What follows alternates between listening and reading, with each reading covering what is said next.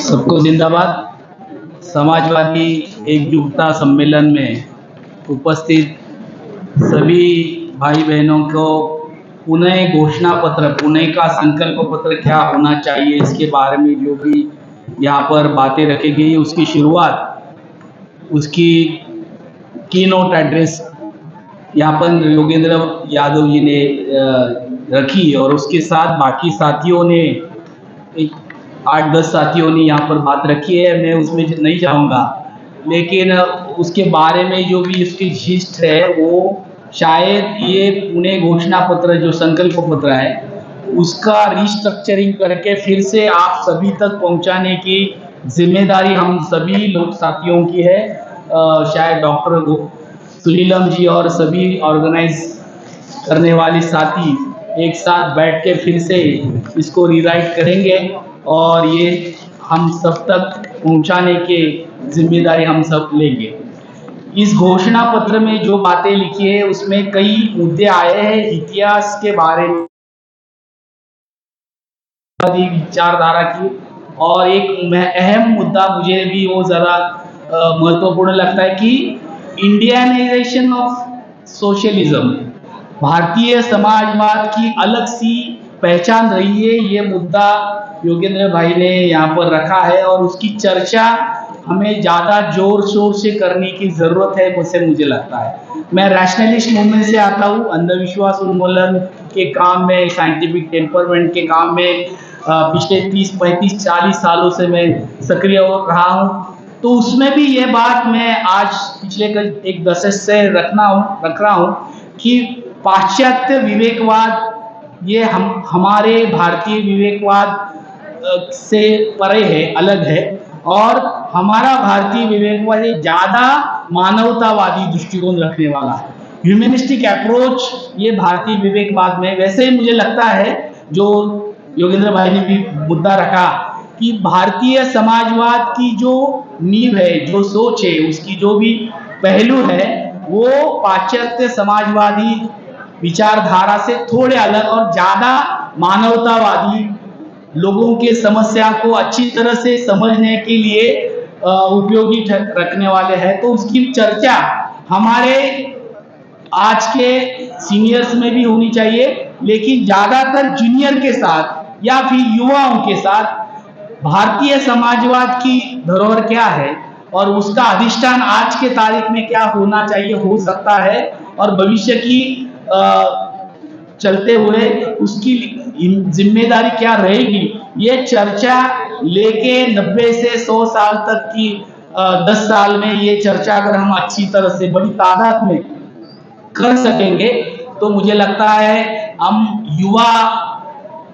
को इस समाजवादी विचारधारा से जोड़ने में और उसको सशक्त करने में कामयाब हो सकते हैं। और उसके लिए एक रोड मैप जो हम चाहते हैं उसमें एक अच्छा कॉन्क्रीट सुझाव जो दिया गया है वो उसका मैं समर्थन करता हूं कि देश में सभी राज्यों में मिलके हम 90 युवा शिविर तो कर सकते हैं। इतनी तो बुरी हालत हमारी नहीं है कि हम 90 शिविर नहीं कर सकते, लेकिन संकल्प की बात है और संकल्प के लिए समझदारी की भी बात। हम अभी समाजवादी भी इसने गुटों में और तटों में है और संस्थाओं में और अलग अलग ग्रुप्स में है, लीडरशिप के ईगोज में अटके हुए हैं कि हम ये तय करने के लिए इकट्ठा बैठकर उसके लिए कुछ चर्चा करें। इसके लिए भी काफी जद्दोजहद करनी पड़ेगी और ये जद्दोजहद करने की शुरुआत, उसका एक अनुभव इस समाजवादी एकजुटता सम्मेलन में हो चुका है, ऐसा मैं समझता हूं। और इस सम्मेलन के बाद आगे के कुछ साल भर में, 6 महीने में डॉक्टर सुनीलम और बाकी सभी मेधाताई से लेकर बाकी सभी जो संयोजन में रहने वाले प्रमुख हमारे साथी नेतागण है, उनके नेतृत्व में ये समाजवादी सभी एकजुटता के बारे में नियोजन करने की जरूरत है। और जो इस सम्मेलन के, एकजुटता सम्मेलन की जो नींव जिसके ऊपर आगे चलना है वो है युवाओं का संगठन। बार बार डॉक्टर सुनीलम शुरुआत उद्घाटन सत्र से लेके आप तक हर सत्र के बाद ये आह्वान करते आए हैं और युवाओं ने 30 के नीचे,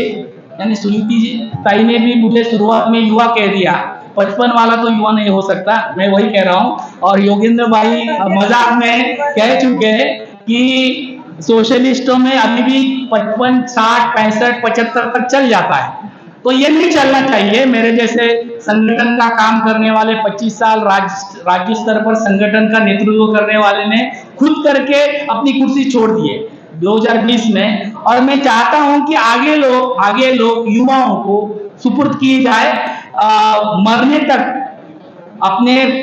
फोटो पे हाथ लगने तक अपनी कुर्सी हम कब्जे किए हुए रखना नहीं चाहिए। ऐसी मेरी विनती है सभी ज्येष्ठ समाजवादी, सभी प्रोग्रेसिव लोगों को जो संस्था में है, संगठनों में है, पार्टी में है, और ये वो अगर नहीं करते होंगे तो युवा में उनके साथ झगड़ा करना चाहिए, विद्रोह करना चाहिए, बंडखोरी करनी चाहिए कि कुर्सी छोड़ो। बाकी नरेंद्र मोदी को कुर्सी छोड़ने की बात की है, 29 में उसका चर्चा करेंगे, तय करेंगे। हमारे साथियों में जो विनोद जी ने भी रखा है, साधना संपादक जी ने, कि क्या हमारी कमियां है, हमें ह्यूमन रिसोर्स डेवलपमेंट की जरूरत है। किस ह्यूमन का रिसोर्स हम इकट्ठा करेंगे, 50, 60, 70 के या 20, 25, 30 के? तो 20, 25, 30 के ह्यूमन रिसोर्स को ऑर्गेनाइज करना है, उसको ट्रेनिंग ओरिएंटेशन करना है, उसका स्किल डेवलप करना है, लीडरशिप ओरिएंटेशन करना है, उसके हाथ में हमारी संस्था संगठना जो छोटी मोटी है उसका नेतृत्व सुपुर्द करना है। इसका ये बड़प्पन हमें दिखाने की जरूरत है। ये हमारे समाजवादी, केवल समाजवादी नहीं, सभी प्रोग्रेसिव आइडियोलॉजी के संस्था संगठन में हो रहा है, इसके बारे में सोचना चाहिए। नहीं तो आगे ऐसे दिन देखने पड़ेंगे कि युवा साथी आपको वहां से कुर्सी को उतारने के लिए कुछ आंदोलन कर सकते हैं, और कुछ जगह पर ये हो रहा है, कुछ संस्था में हो रहा है, तो हमें समझना चाहिए। समझने वाले को इशारा काफी है, वो इशारा हम समझ नहीं रहे, तो वो इशारा समझिए, युवाओं को सुपुर्द कीजिए। समाजवाद या प्रागतिक जो भी विचारधारा है, मैं अंधविश्वास उन्मूलन के काम से जुड़ा हुआ, और मेरे संगठन की ताकत ये रही है, केवल एक प्रागतिक विचारधारा के लोग हमारे संगठन में नहीं है, मार्क्सिस्ट भी है, कम्युनिस्ट भी है, सत्यशोधक वाले भी है, समाजवादी भी है, गांधीवादी, सर्वोदयी भी है, इवन अलग जो भी है विरोधी विचारधारा के संगठन, उन जिनको ऐसा लगता है कि अंधविश्वास रहने से हमारा नुकसान है, हमारे प्रगति में रुकाव है, वो भी साथियों ने महाराष्ट्र के 35-40 साल के संगठन के काम में अपना योगदान दिया है। तो मैं कहना चाहूंगा कि अंधविश्वास उन्मूलन में जो हमारा क्राइटेरिया रहा है सोच का, सवाल खड़े कीजिए, सवाल को हल करने के लिए चर्चा कीजिए, कोशिश कीजिए, साइंस वैज्ञानिक पद्धति, साइंटिफिक टेम्परामेंट का अपने निजी जीवन में और समाज में भी इस्तेमाल करने के लिए अगुवाई कीजिए। ये हमारे समाजवादियों में आज भी बताने की जरूरत है। मैं ये नम्रता से कहना चाहूंगा, हमारे प्रागैतिक विचारधारा के लोगों में समाजवादी भी उसमें आते हैं, ये अंधविश्वास के बारे में, श्रद्धा और अंधश्रद्धा के बारे में, जाति धर्म की तोड़ने की बात हम कहते हैं, लेकिन उसके जो भी कस्टम्स है, उसके जो भी रीति रिवाज हमारे यहाँ चलते, उसमें क्या शोषण है, क्या फंसाया जाता है, क्या बुद्धिभेद किया जाए, इसके बारे में समझ विकसित करने के लिए, उसकी एक सोच तैयार करने के लिए अगुवाई की नहीं जाती, कोशिश की नहीं जाती। डर लगता है सभी को कि हमारे साथ जुड़े हुए लोग टूट जाएंगे, वो हमसे अलग हो जाएंगे, हमारा जो भी समर्थन है वो कम होगा। इस तरीके से सोचने के बाद फिर हमारे संगठन ने किस तरीके से इसकी, जो सावरकर ने 90s के हिंदू धर्म को तरोताजा करने के लिए वहां पर रैशनलिज्म की बात की है, हिंदू धर्म के अंतर, लेकिन हमारे विचारधाराओं में हम रैशनलिज्म की बात आज करने में कम पड़ रहे हैं। तो मैं आह्वान करूंगा कि समाजवादी एकजुटता सम्मेलन के तहत युवाओं को ताकत बुलंद और संगठित करने के लिए हमारे सभी बुजुर्ग समाजवादी साथियों ने अपना समर्थन और अपनी जगह उनको देते हुए उनके हाथों में पैरवी करने के लिए, नेतृत्व करने के लिए उनको सुविधा दीजिए, उनको समर्थन दीजिए, उनकी ताकत बढ़ाइए। ये संकल्प यहाँ से लेके जाइए, ऐसा आह्वान करूंगा। जिंदाबाद। हाँ, दूसरा एक तांत्रिक जो मुद्दा है कि ये पुनः घोषणा पत्र जो यहाँ पर रखा गया, उस संकल्प पत्र जो पुनः संकल्प पत्र रखा गया वो मंजूर है, ऐसा समर्थन आप सभी के तरफ से हाथ ऊपर करके हम चाहते हैं। जिंदाबाद। समाजवादी एकजुटता सम्मेलन, समाजवादी एकजुटता सम्मेलन।